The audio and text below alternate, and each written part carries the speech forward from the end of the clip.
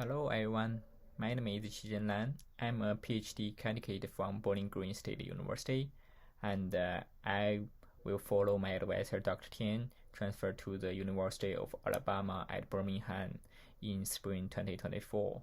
Today I want to present the paper accepted by WACV 2024, which named Gradient Guarded Knowledge Situation for Object Detector.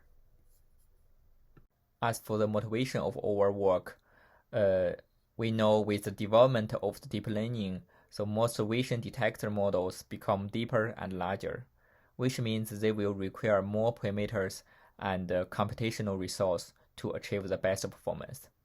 This will bring one new challenge that those models will be hard to deploying those into the small device like the smartphone, dash camera, and autonomous vehicles, where we will need a smaller, less complex model without compromising the performance.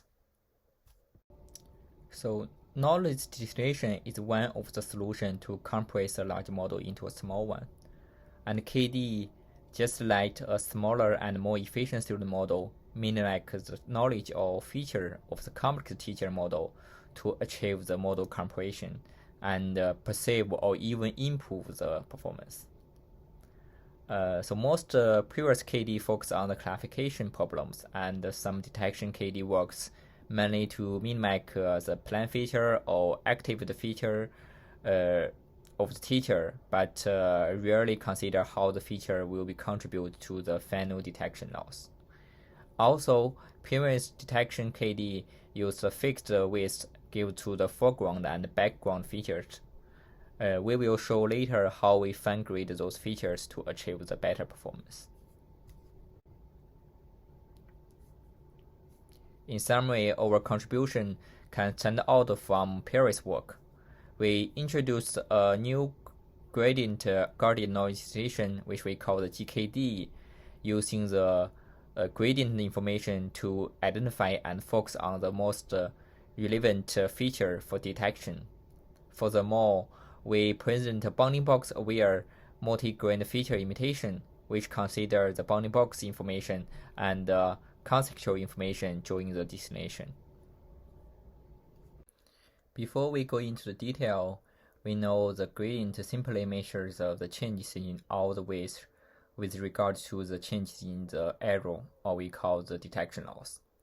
So we propose to use the gradients to measure the knowledge of the feature importance.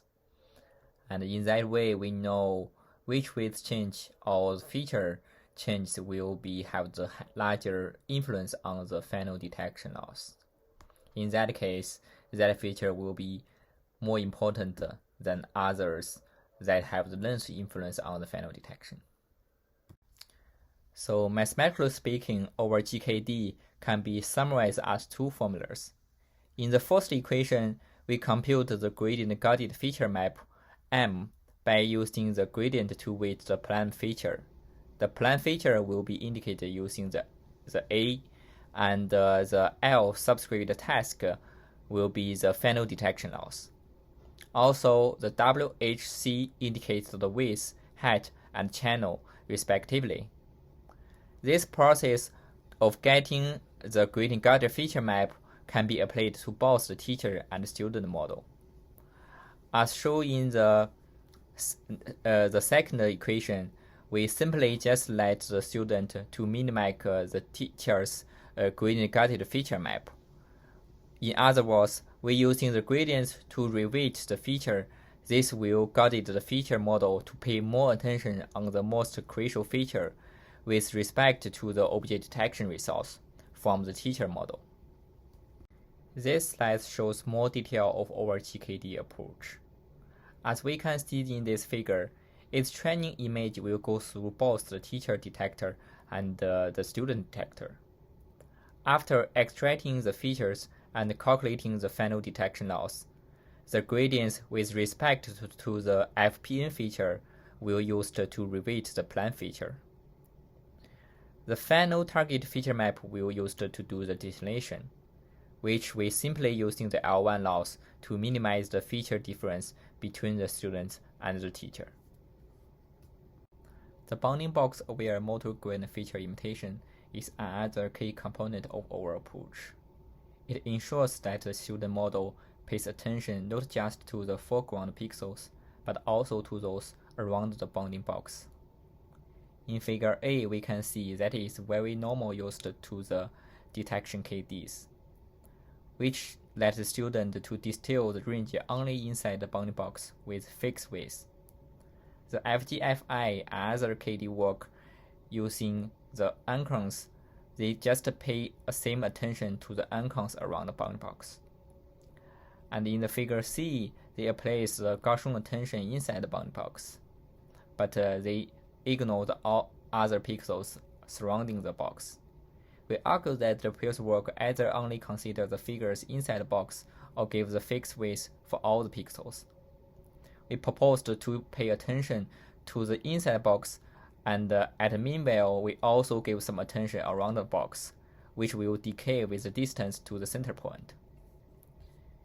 This ensures our distill range not only has enough attention to the foreground object, but also consider contextual information with decay width. And mathematically, you can consider this function is how we assign the width around the bounding box. As for the results, here we visualize the gradient guarded mask from the teacher detector and the student detector at different training stage. The variation in color illustrates a different level of attention, providing insight into the learning process.